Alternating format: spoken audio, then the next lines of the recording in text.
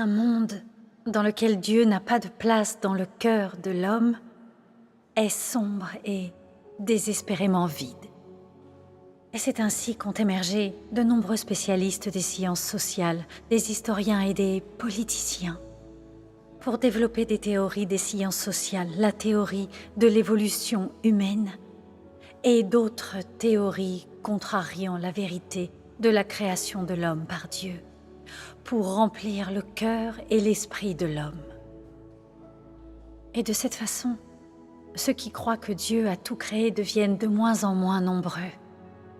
Et ceux qui croient à la théorie de l'évolution deviennent de plus en plus nombreux. De plus en plus de gens considèrent les récits de l'œuvre de Dieu et ses paroles pendant l'ère de l'Ancien Testament comme des mythes et des légendes. Dans leur cœur, les gens deviennent indifférents à la dignité et à la grandeur de Dieu, à la doctrine selon laquelle il existe et domine sur toute chose. La survie de l'humanité et le destin des pays et des nations ne sont plus importants pour eux. L'homme vit dans un monde vide qui ne se préoccupe que de manger, boire et rechercher du plaisir.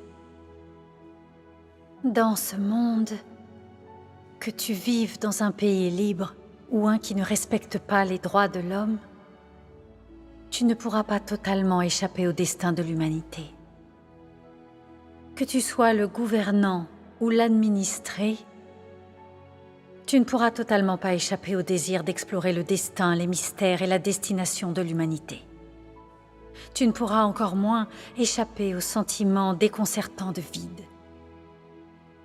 De tels phénomènes qui sont communs à toute l'humanité sont appelés phénomènes sociaux par les sociologues.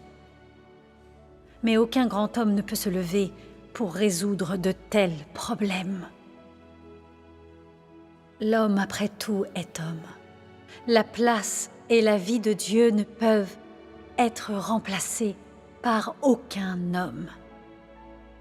L'humanité ne demande pas seulement une société juste dans laquelle tout le monde est bien nourri, est égal et libre, mais aussi le salut et l'approvisionnement de la vie pour elle. Ce n'est que lorsque l'homme reçoit le salut de Dieu et l'approvisionnement de la vie qu'il lui accorde, que les besoins, le désir d'explorer et le vide spirituel de l'homme peuvent être comblés.